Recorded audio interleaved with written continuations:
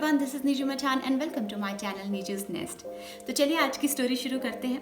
एक बार की बात है, एक चिड़िया एक खेत में अपना एक छोटा सा घोंसला बनाती है जहाँ की फसल ऑलमोस्ट कट चुकी होती है और वो वहाँ पर कुछ अंडे देती है।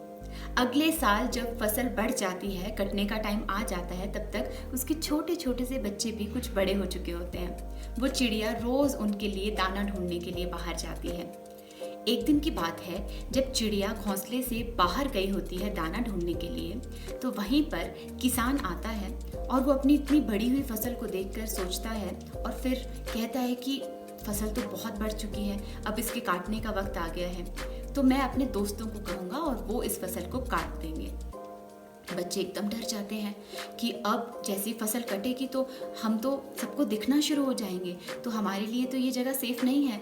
तो जैसे ही उनकी माँ आती है तो वो बच्चे कहते हैं कि माँ हमें तो ये घोंसला छोड़कर जाना होगा, क्योंकि यहाँ पर किसान आया था और वो कह रहा था कि मैं अपने दोस्तों को बुलाऊंगा और इस फसल को कटवा दूंगा। तो चिड़िया कहती है परेशान होने की ज़रूरत नहीं है, ऐसा कुछ नहीं होगा। बच्चे एकदम हैरान हो जाते हैं कि अरे ऐसा क्यों नहीं होगा, किसान खुद ये बात कहकर गया है। अगले दिन बच्चे बहुत डर रहे होते हैं। चिड़िया दाना चुगने के लिए चली जाती है और वैसा ही होता है, वहां पर कोई नहीं आता, उसकी फसल कोई नहीं काटता।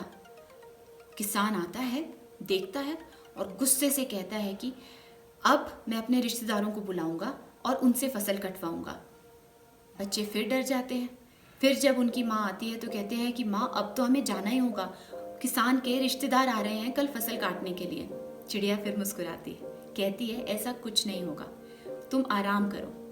बच्चे फिर परेशान हो जाते हैं कि माँ ऐसा क्यों कह रही है, उन्हें डर क्यों नहीं लग रहा है। अगले दिन चिड़िया फिर चली जाती है दाना चुगने के लिए और फिर से बच्चे परेशान होना शुरू हो जाते हैं कि आज किसान के रिश्तेदार आएंगे और सारी फसल काट कर चले जाएंगे।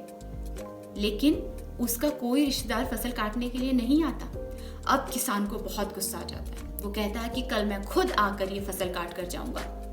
चिड़िया जैसे ही वापस आती है तो बच्चे कहते हैं माँ आज भी कोई नहीं आया, मतलब कि ये फसल नहीं कटने वाली है। वैसे किसान कह रहा था कि कल वो खुद आएगा और सारी फसल काटेगा। चिड़िया एकदम डर जाती है, कहती है चलो चलो हमें अभी ये घोंसला छोड़कर जाना होगा।